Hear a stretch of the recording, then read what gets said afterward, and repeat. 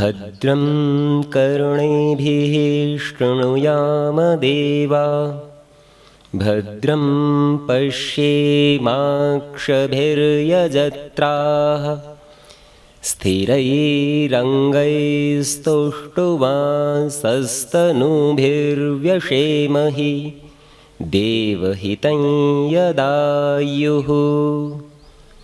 ॐ संगच्छध्वं संवदध्वं संवो मनांसि जानताम् देवा भागं यथा पूर्वे संजानाना उपासते। ॐ शान्तिः शान्तिः शांति ही। आज का विषय है धर्म की आवश्यकता, और धर्म के स्वरूप पर तो आप बहुत सारा सुन चुके, तो वो पृष्ठ पेषण तो नहीं करूँगा, दोबारा उसकी बात नहीं करूँगा। पर एक प्रश्न आपसे पूछना चाहता हूँ। आप सब ने धर्म तो किया है ना, करते ही है ना, और स्वयं को धार्मिक भी कहते होंगे। प्रश्न ये है, क्यों करते हैं, क्यों करना चाहते हैं, और धार्मिक क्यों कहलाना चाहते हैं? देखिए, आवश्यकता की बात है ना, तो आवश्यकता उसकी होती है जिसका अभाव हो। कोई चीज़ आपके पास नहीं होगी तो आप प्राप्त करते हैं। आपको सर्दी लग रही है, ठंड लग रही है, तो आपको कंबल चाहिए, रजाई चाहिए, मोटी चादर चाहिए। कभी आपको धर्म के संबंध में ऐसा लगता है कोई कमी है इसलिए ये धर्म चाहिए? धर्म की कमी का कैसे अनुभव करते हैं जी? किसी को होता है क्या अनुभव? तो क्या बिना आवश्यकता के धर्म का प्रयोग कर लेते हैं? बिना ठंड लगे ही जर्सी कोट। हमारे गुरुजी एक कथा सुनाते थे। उनका एक मित्र था, गुरुकुल में तो नहीं पढ़ा था, बाहर का कहीं पढ़ा हुआ था, लेकिन था बहुत बुद्धिमान। वो कैसा करता, भरी दोपहरी में, गर्मी में, ज्येष्ठ मास में कोट पहन के मिलने चला आता, बंद गले का कोट। तो हमारे गुरुजी ने उससे कहा, ये और तो सारी बात ठीक है, चलो मिलने चले आए, ये कोट क्यों पहना इतनी गर्मी में? बोले, अरे तुझे पता नहीं, ऊपर की जेब में पैसे रखे हो, बंद गले का कोट होता ना, जेब नहीं कटती, इसलिए गर्मी में भी पहन लेते हैं। आप समझिए, व्यक्ति को आवश्यकता का पता है। अपने को लग सकता है कि बुद्धिमानी नहीं कर रहा, लेकिन यदि आवश्यकता पता है और उपयोग कर रहा है तो उसका उत्तर सुन के लगेगा है तो बुद्धिमान। तो अपने को क्या ये पता है कि धर्म की सचमुच आवश्यकता है या नहीं है? एक चर्चा शास्त्री जी कर रहे थे कि धर्म में 4 चीजें हम सब जानते ही हैं, धर्म, अर्थ, काम, मोक्ष। और वर्तमान समय कैसा है? अर्थ और काम, 2 की आवश्यकता तो सबको पता है, 2 पर बेहिसाब दौड़ भी लग रही है, और धर्म और मोक्ष का पता नहीं। अब पता नहीं तो चाहे क्यों? स्वरूप भी बता दिया जाए, मान लीजिए कहे भी दिया, हाँ जी यज्ञ करना भी धर्म है, पर जैसे ही यज्ञ का विचार आता है ना, तो मन में क्या आता है? बोले आधा घंटा कम से कम, 200, 400, 500 का घृत भी जाएगा, सामग्री भी जाएगी, धन भी गया, श्रम भी लगेगा, और अकेले तो क्या किया जाएगा? 2-4 लोग हों तभी तो किया जाएगा। कम से कम कुंड के 4 तरफ बैठने वाले 4 व्यक्ति तो हों, तो कितने लोगों का सहयोग भी लेना पड़ेगा। तो ये सारी बात सहजता की, सरलता की तो नहीं है, कठिनता की है। तो कठिन काम कौन करना चाहता है? और फिर भी हम ये सोचें कि धर्म आवश्यक है, ये कैसे बनेगा? जी कुछ कहना चाहते हैं? हाँ, वो तो देखेंगे कि सचमुच है या नहीं, लेकिन हम मनोवृत्ति समझने का प्रयत्न कर रहे हैं कि हम कष्ट को भी क्यों चाहते होंगे। जी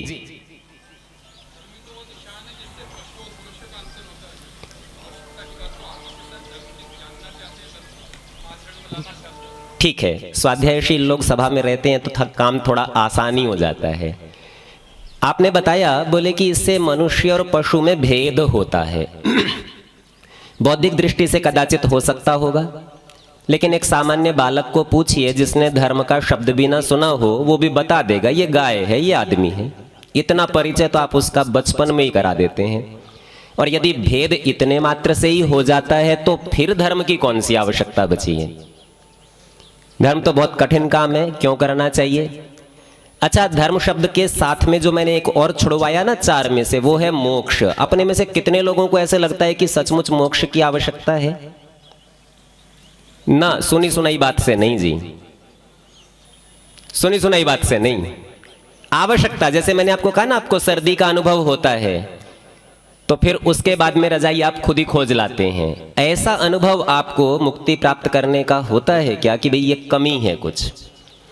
आप ऐसा समझिए, मोक्ष के संबंध में चर्चा करते हुए कहते हैं, बोले इसका अर्थ है छूटना। और किससे छूटना? बोले बंधन से छूटना, जिससे सब छूटना चाहते हैं। पर अपने को तो बंधन ही नहीं पता, बंधन है ही नहीं, तो छूटेंगे कैसे? बंधन पता हो तो छूटेंगे। आप पांडाल में बैठे हैं, आपके लिए कोई बंधन नहीं है, जब मन करे उठ के चले जाइए। बंधे हुए नहीं है ना, तो जाने का भी तो महत्व नहीं पता होगा ना। समस्या कहां है? हम लोग ये सोचते हैं कि एक जन्म है और पता नहीं कितना लंबा है, और इसके अंदर जो सुख है, जो सांसारिक सुख है, वो तो अर्थ और काम के अंतर्गत आ गया। तो मोक्ष की चर्चा कहां से आई? सब कुछ तो यही है, इसके बाहर कुछ है नहीं। लेकिन जब आप ये विचार करने लगते हैं कि आपका जो एक यात्रा है वो केवल एक जन्म की नहीं है, जन्म जन्मांतर की है, तो आपको लगता है अच्छा कभी यात्रा पूरी भी होगी क्या? मेरी यात्रा का कोई लक्ष्य भी होगा क्या? और ऐसा करते ही आपको पता चलता है कि यदि मैं चल रहा हूं और मेरा कोई लक्ष्य नहीं है, मुझे कहां पहुंचना ये नहीं पता है, तो पता करना चाहिए। ये विचार आते ही आपको मोक्ष की आवश्यकता का पता चलता है, अपनी मंजिल का पता चलता है। और यही स्थिति धर्म की है। उधर तो छूटने की बात थी और इधर बंधन की बात है, क्योंकि धर्म का एक ही अर्थ है और वो है बंधन। किसे पसंद है जी? किसी को नहीं ना, बंधना कोई नहीं चाहता ना। और बंध जाए तो सब लोग, आधुनिक शिक्षा तो हमें यही शिक्षा देती है कि हमें छूट जाना चाहिए। दूसरे शब्दों में यदि मैं धर्म को बंधन के पर्याय से कह रहा हूं तो तात्पर्य इतना ही हो जाएगा कि भाई आधुनिक शिक्षा का उद्देश्य है धार्मिक नहीं होना चाहिए, क्योंकि शिक्षा तो बंधन से छुड़ाने वाली है। आप विचार करके देखिए, यह दृष्टांत मैंने भी कुछ दिन पूर्व भी एक कार्यक्रम में दिया था। आप अपने घर में रहते हैं और घर में 4 दीवारी है और आप उसके अंदर बहुत सुरक्षित महसूस करते हैं, पर बंधन भी तो है ना। चलिए एक काम करते हैं, बंधन हटा देते हैं, एक दीवार निकाल लेते हैं और पड़ोसी के घर से जुड़ जाते हैं। और जैसे ही पड़ोसी के घर से जुड़ गए, उसका सामान ला सकते हैं ना, बंधन छूट गया ना। तो क्या कर सकते हैं जी व्यवहार में? कैसा लगेगा? बोले हो सकता है जी हम तो 100, 200, 500 का सामान ले आए, थोड़ी अधिक जगह प्रयोग कर लें और वो हमारा सारा ही ले गया। तो आप ये समझिए, ये बंधन की इस प्रकार की स्थिति बनती है जो आपके और आपके पड़ोसी के बीच में सामंजस्य बनाता है। आपको सुख देता है, पड़ोसी को सुख देता है, आपको पड़ोसी के प्रति गलत करने से रोकता है और आपके पड़ोसी को आपके प्रति गलत करने से रोकता है। अब लगता है ये बंधन तो ठीक है। एक और बंधन की चर्चा करते हैं। समाज में रहते हुए कोई अपराधी है, अपराध करता है, चोरी कर लेता है, डाका डालता है या हत्या करना चाहता है। आपका प्रशासन उसे पकड़ लेता है और बंधन में डाल देता है। और आप सोचें जी बंधन तो चाहिए नहीं, छोड़ना था। क्या आप इस व्यक्ति के लिए बंधनों से छुट्टी चाहेंगे? और यदि नहीं चाहेंगे तो फिर आप एक सामान्य नियम नहीं बना सकते कि बंधन से छुट्टी चाहिए। थोड़ी देर पहले माननीय शास्त्री जी भी संकेत कर रहे थे, बोले कि आप चौराहे पर चलिए, रेड लाइट है और आप पार करके देखिए। यहां से माता जी कह रही थी, बोले चालान कट जाएगा। आप ध्यान दीजिए, आप चालान के भय से रुकते हैं। ये विवशता में किया गया धर्म है। आपको नुकसान नहीं हो इसीलिए आप धर्म का पालन कर रहे हैं। तो समझ में ये आया कि धर्म के पालन करने से हानि नहीं होती, नुकसान से बचाता है ना। अगर हानि से बचाता है तो आप में से कौन होगा जी जो ये सोचता होगा कि हमारी हानि हो जाए? कोई नहीं सोचता होगा, तो इसका मतलब हानि से बचने के लिए जो भी कुछ करना है उसकी हमें जरूरत है। तो जैसे ही हमें यह पता चलता है कि ये काम हानिकारक है, इसमें लाभ नहीं होगा, नुकसान होगा, तत्काल हमारे दिमाग में आता है कुछ ऐसा करना चाहिए जिससे लाभ तो हो जाए और हानि ना हो। और ये ज्ञान और ये जहां ले जाता है, जो काम आप इसके बाद करते हैं, उसका नाम है धर्म। सामान्य दशा में तो बंधन है, होगा कोई बात नहीं, लेकिन आपका तो लाभ ही कर रहा है, ऐसा बंधन किसे प्रिय नहीं। चलिए मैं आपसे कहता हूं, देखो गुरुकुल में एक प्रक्रिया होती है, कर्णवेद संस्कार, कान को बांध देते हैं छेद करके। दर्द तो होता है ना छेद करने में, और हम आपसे कहें जी कान का बंधन देंगे, सोने का देंगे। अब आप कष्ट सहने के लिए तैयार हो जाते हैं। पंडित गंगा प्रसाद उपाध्याय जी ने बड़ा सुंदर लिखा, उनकी पोती थी और घर में चर्चा चली, बोले कन्याओं को बड़ी इच्छा रहती है नाक और कान बिंदवाने की, तो बोले मैंने पोती को समझाया, देख गाय भैंस होती है ना, उनके नाक छेद करके बांध के रखते हैं, तू मत छिदवाना। और बोले मैं उसे खूब अच्छे से सब तर्कों से समझा के गया, और बोले सायंकाल जब आया तो नाक कान सब छिंदे हुए थे। तो आप समझिए कि जिस बंधन से हमको सुख मिल सकता हो, हमारी इच्छाओं की पूर्ति हो सकती हो, वह बंधन भी हमें प्रिय है, और इस बंधन को समाज में हम संबंधों का नाम देते हैं। मेरे जितने ही अधिक संबंधित पुरुष व्यक्ति या महिलाएं, माताएं या परिवारिक जन या रिश्तेदार होते हैं, उतना ही मैं सुखी होता हूं, क्योंकि मेरी आवश्यकता की पूर्ति इन संबंधों से हो जाती है। और जब जब मुझे ये पता चलता है कि मैं इस संसार में अकेला नहीं रह सकता। एक सामान्य आप विचार करके देखिए, आपको जीवित रहने के लिए सबसे अधिक आवश्यक कौन सा पदार्थ लगता है जी? हवा तो सब जानते ही हैं, पर क्या किसी को ऐसा लगता है कि जी भोजन के बिना जीवित नहीं रह सकेंगे? लगता है? नहीं लगता। आप भोजन के बिना जीवित रह सकते हैं क्या? नहीं रह सकते हैं। अच्छा, ऐसा कहना चाहते हैं आप। समझिए, ये भोजन उत्पन्न करने, प्राप्त करने और आप खा लें, वहां तक के पूरे कार्य में आपको कितने लोगों की आवश्यकता लगती है जी? आप में से कितने लोग ऐसे हैं जो खेती करते होंगे, खुद अपना अनाज उगाते होंगे? 1, 5, 7, 10 लाख लगभग हैं। ठीक है, बहुत अच्छी बात है। खेती करने वाले भी ये जानते हैं, और जो नहीं करते हैं वे भी ये जानते हैं कि खेती के सभी उपकरण वे स्वयं नहीं बनाते। ट्रैक्टर का प्रयोग करते होंगे ना जी, और वो लोहे से बनता है। और पूछें जी ये खेती करने का उपकरण आएगा कैसे? पहले जमीन खोदनी पड़ेगी ना, लोहे की खदान होगी, कहीं निकालेंगे पत्थर की तरह, फिर पिघलाने आदि बहुत सी प्रक्रियाएं होंगी, लोहा निकालेंगे, शीट बनेंगी, रॉड बनेंगी, कई तरह की चीजें बनेंगी, वो सब कारखानों में बनेंगी। और वो बनने के बाद भी किसी ऐसे उद्योग कारखाने में जाएगी जहां पर उसको ट्रैक्टर के रूप में बदल सकें। वो बनेगा, बिकने के लिए फिर कुछ और बहुत से लोग चाहिएंगे जो बाजार में जाकर बेच सकें, उसके लिए दुकानें लगेंगी। और वो बिकने के बाद में आपको पहले धन चाहिए ना खरीदने के लिए, वो धन कहां से लाएंगे? और ये सब करके जब आप ट्रैक्टर खरीद लेंगे और फिर उसके बाद में आप खेती करेंगे, तब भी बीज पहली बार तो बाजार से ही लाना पड़ेगा। हाँ, ये हो सकता है कि आप बुद्धिमानी करके इस बार कुछ बीज अगली बार के लिए रख लें, पर पहली बार तो आपको वह भी बाजार से लाना पड़ेगा। और आप देखते हैं, लोहे का उद्योग लगाना हो, खदान लगानी हो, लोहे को मोड़ के ट्रैक्टर बनाने का कारखाना लगाना हो, बेचने की दुकान खोलनी हो, बाजार खोलना हो, विद्युत की व्यवस्था करनी हो, तेल पेट्रोल डीजल खरीदना हो, आदि जितनी भी सुविधाएं हैं, ये सारी सुविधाएं पहले जमा होंगी और इसके बाद आप अन्न उगा पाएंगे। उगाने में भी बात नहीं खत्म होगी, उगा के पिसवाना भी तो है, चक्की भी तो चाहिए, वो काम तो कोई और ही करता होगा। पिस के आ जाएगा तो आपके घर में बनाने वाला भी एक व्यक्ति अलग है। माताएं बनाती हैं प्राय करके, नहीं तो आप किसी सेवक को रख लेते हैं, वो बनाता है, और तब जाके आपके पेट में भोजन जाता है, जिससे आपका अपना अस्तित्व, आपका जीवन चलता है। तो समझ में आया कि मुझे जिंदा रहने के लिए कई हजार लोगों की आवश्यकता पड़ती है, तब जाके मैं जिंदा रह सकता हूं।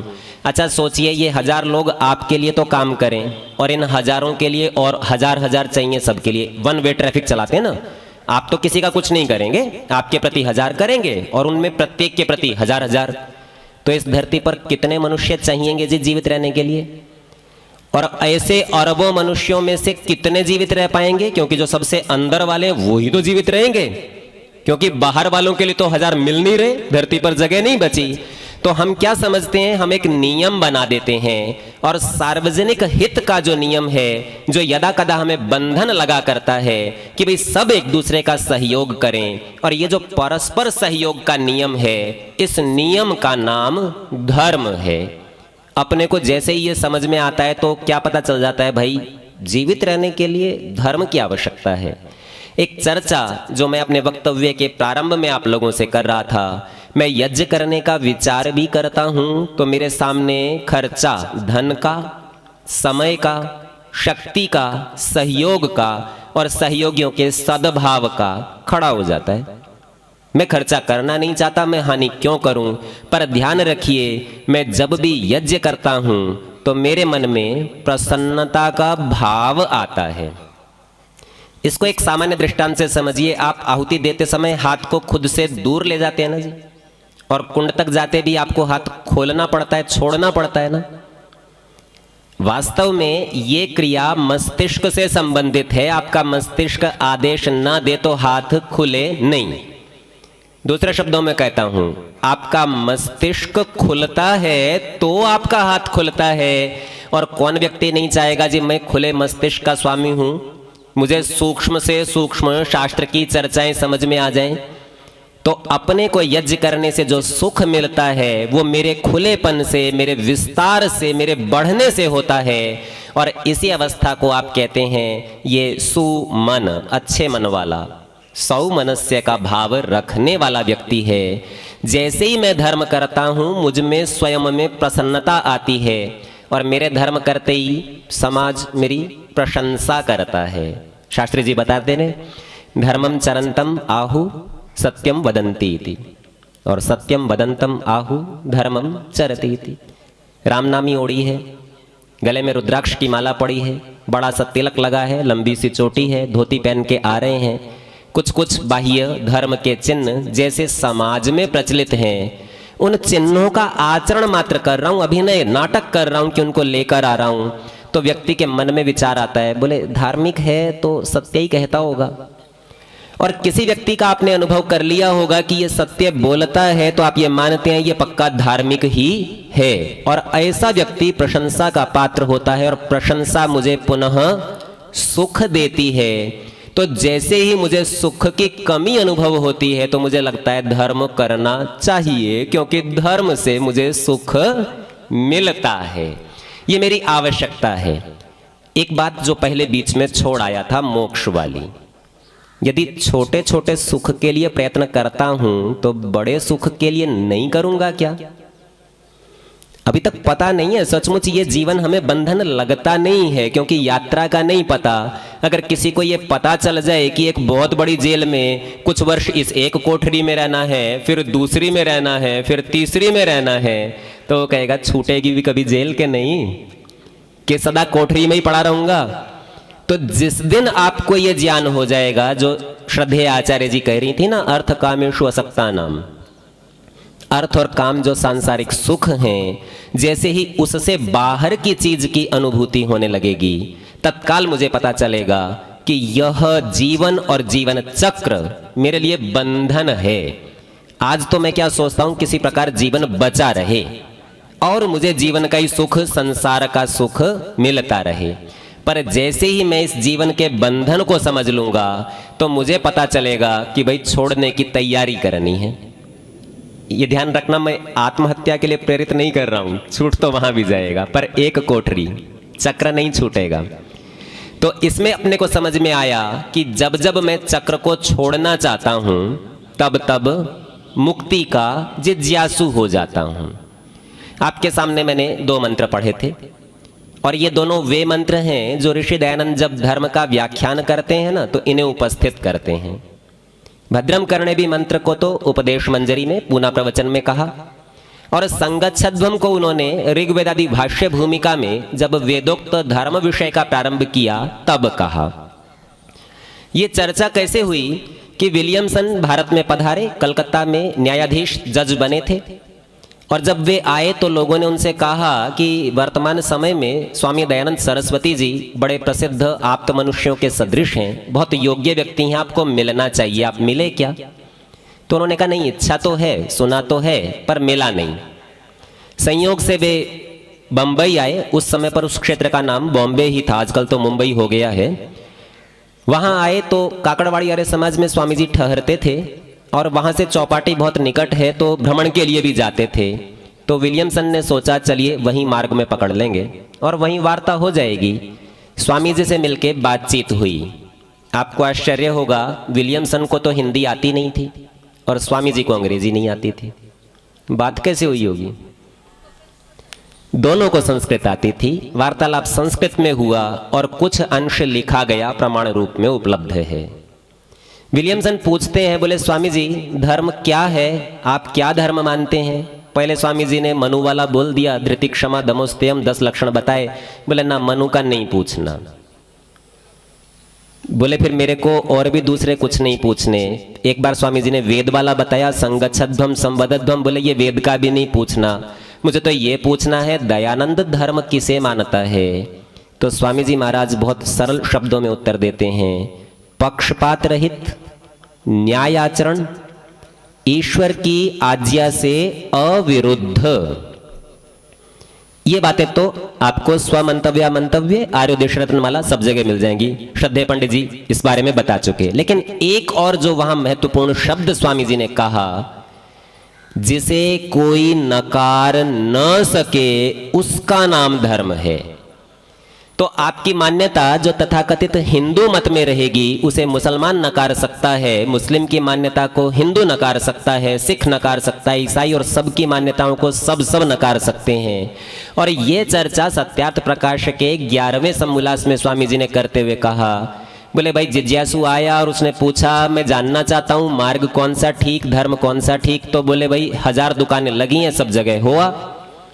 और जब सब जगह से लौट के आया तो बोले एक पक्ष के विरोध में 999 की गवाही है, 999 कह रहे हैं वो खराब हमारा ठीक, और सबके साथ यही स्थिति है। तो बोले फिर ऐसा कर, एक चक्कर और लगा और ये देख किसमें सबकी एक ही मान्यता है कि सत्य बोलने का कोई विरोध कर रहा है क्या, हिंसा करने के कोई पक्ष में है क्या, संयम का कोई विरोध करना चाहता है क्या, ईमानदारी को कोई छोड़ना चाहता है क्या। अब देखिए ये तो सारी बात ठीक हो गई कि धर्म का स्वरूप तो पता चल जाए, लेकिन व्यवहार में कैसा होगा अपने को लगेगा ये ईमानदारी का व्यवहार करना बड़ा कठिन है।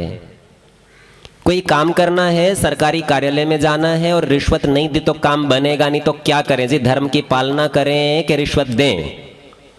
तो क्या लगेगा, बोले ये धर्म ना होता तो ही ठीक था, आराम से रिश्वत देते और काम हो जाता। पर आप ध्यान दीजिए, ऐसी चर्चा एक बार बिड़ला जी ने विनोबा जी से भी की। वो बोले महात्मा जी ये जितने भी बड़े बड़े नेता हैं, संत हैं ना, ये सब मेरी कुटी पे आते हैं, मेरे घर आते हैं, भोजन पाते हैं, आप कभी नहीं आते। तो विनोबा जी बोले भाई जिस दिन तू पामोली में चर्मी मिलाना छोड़ देगा ना उस दिन आ जाऊंगा। और बिड़ला जी मजेदार आदमी बोले बाबा जी धर्म को धंधे से अलग रखना चाहिए। आप इस मान्यता का आधार देखिए, धंधा सांसारिक व्यापार है, सांसारिक व्यवहार है, और धर्म ईश्वर से संबंधित कोई चीज है। और मनुष्य को ऐसा लगता है कि ये संसार और ईश्वर अलग अलग चीजें हैं और इसीलिए वो धर्म को धंधे से अलग रखना चाहता है। पर विचार करके देखिए ये सारा संसार क्या केवल ईश्वर को समझाने के लिए नहीं है? आप ईश्वर की सिद्धि कैसे करते हो? तो सबसे पहले आपके मन में उत्तर यही आता है ना, ये संसार बनाया किसने बनाया, इसका रचनाकार कौन है? सूर्य मैं नहीं बना सकता, सारे मनुष्य मिलके नहीं बना सकते, और यदि सब भी नहीं बना सकते तो बनाने वाला कोई है जिसके पास इतना अधिक सामर्थ्य होगा, जो सारे संसार को नियम में चला रहा होगा। और नियम का भंग नहीं कर सकते, इसीलिए उसकी बात माननी पड़ेगी। और चूंकि उसकी बात माननी है तो जो वो कहेगा उससे बाहर गए तो वो दंड भी दे सकता है। तो बिड़ला जी को तो ये लगता था कि संसार का सुख प्राप्त करने के लिए सांसारिक व्यवहार करना पड़ेगा, बेईमानी करनी पड़ेगी। और विनोबा जी को ये लगता था कि ना धर्म को प्राप्त करना ज्यादा जरूरी है। पर वास्तव में वेद का उपदेश इन दोनों से अलग है, क्योंकि ऋषि दयानंद ने जब ऋग्वेद आदि भाष्य भूमिका में इस बात को लिखा तो कहा संगच्छध्वम, तुम्हारे काम मिलजुल कर हो, संवदध्वम, तुम्हारे विचार मिलजुल कर हो, और समवो मनानसी जानताम, तुम्हारा मन भी एक जैसा हो। और बोले ऐसा सारे से क्या करते हो? बोले जी संसार का व्यवहार यही है, मन से करते हैं, वाणी से करते हैं और शरीर से करते हैं। पर ऋषि ने यहां छोड़ा नहीं, मंत्र के दूसरे भाग को भी व्याख्यान करके क्या कह दिया? देवा भागम, देव विद्वान, विद्वान सो वही देवा। जो विद्वान लोग हैं बोले पता है वो क्या करते हैं? भागम, भाग नाम परमेश्वर का है, भजनीयम, उस परमेश्वर को जैसे ये जानने वाले विद्वान लोग उपासना करते हैं भाई, वैसा ही जानते हुए तो मन, वाणी और कर्म से सबको साथ लेकर व्यवहार करना। तो आप देखेंगे ऋषि यहां पर आपको एक सूत्र दे देते हैं। वे कहते हैं बोले आपके इलाके में कलेक्टर होता है ना, और उससे छोटी पोस्ट है पटवारी की, और आप ये सोचें कि भाई जो काम पटवारी कर सकता है वो कलेक्टर नहीं कर सकता, आप ऐसा सोचें। और इसलिए आप क्या करते हैं? बोले भाई कलेक्टर वाला काम कलेक्टर से करा लेंगे, पटवारी वाला पटवारी से करा लेंगे।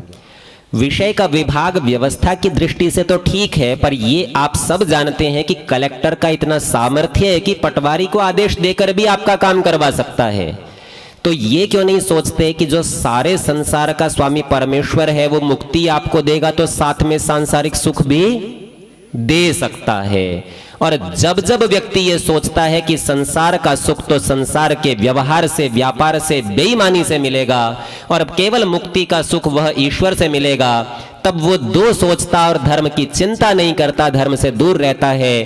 पर जिस दिन परमेश्वर को इस जिले के कलेक्टर जैसा ही सर्वशक्तिमान मान लेगा, सबके ऊपर मान लेगा, उस दिन उसे ये पता चल जाएगा कि भाई उसके समान आचरण करना, जिसे हम धर्म कहते हैं, वो हमारे लिए कितना आवश्यक है, अनिवार्य है, विकल्प नहीं है।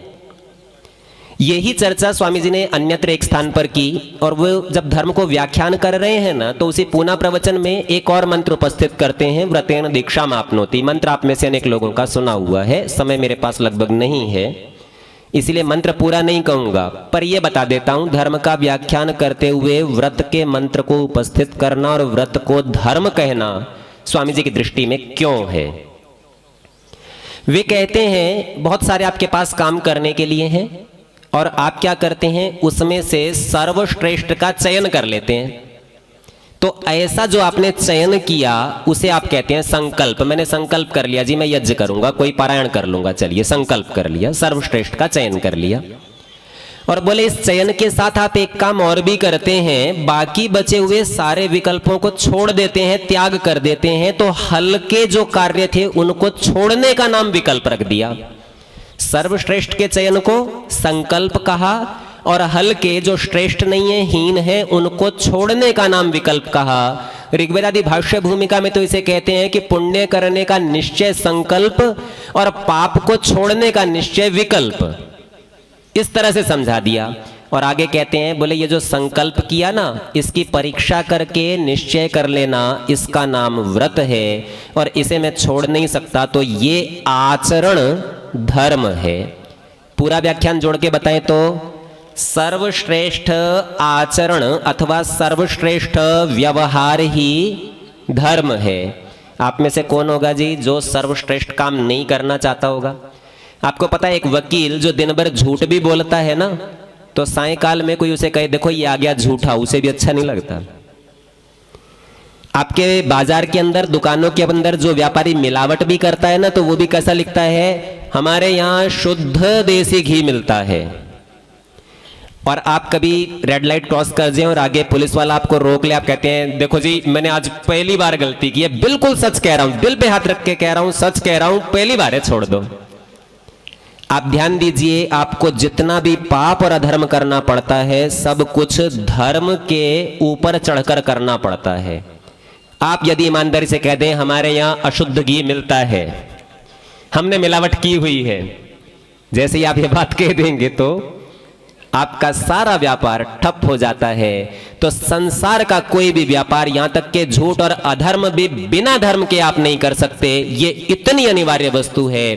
और इस धर्म का सहयोग लेकर आप सुख प्राप्त करते हैं। जिस दिन हमें सचमुच सुख प्राप्त करने की आवश्यकता का और इस बंधन में आ सकने वाले सुख का, और चूंकि ये सार्वजनिक हित का नियम है, इसका थोड़ा भी आभास हो जाएगा तो धर्म हमारे लिए उस रजाई की तरह हो जाएगा जो अधर्म से होने वाली सर्दी को दूर कर सकता है। चर्चा अध्यक्षीय है। मेरे से पूर्व वक्ता मेरे से अधिक योग्य, विद्वान और अनुभवी हैं, मैं समीक्षा नहीं कर सकता, पर आपने उनकी बात को ध्यान से सुना है, उसके लिए आप सबका धन्यवाद कर सकता हूं और आज के वक्तव्य को समय सीमा में समाप्त करता हूं। ओम शम।